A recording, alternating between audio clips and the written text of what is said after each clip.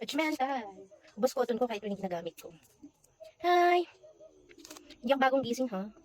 Pero kanina pagkagising ko, makita akong bundok. And guess what? Kumuha na naman ako ng pako.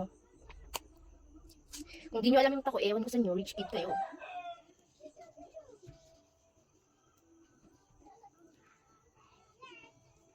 Nagtandadulas na nga ako doon at nagtandahulos sa mga bato doon eh. Pero ang saya, promise. As if, palagi kasing inuulam namin manok. Yabang. Pero di ganito talaga sa probinsya eh. Pag marami kayong manok, palagi manok ng ulam nyo. Kaya naisipin ko tuloy, umakyat sa bundok. How dirty. Dirty as in.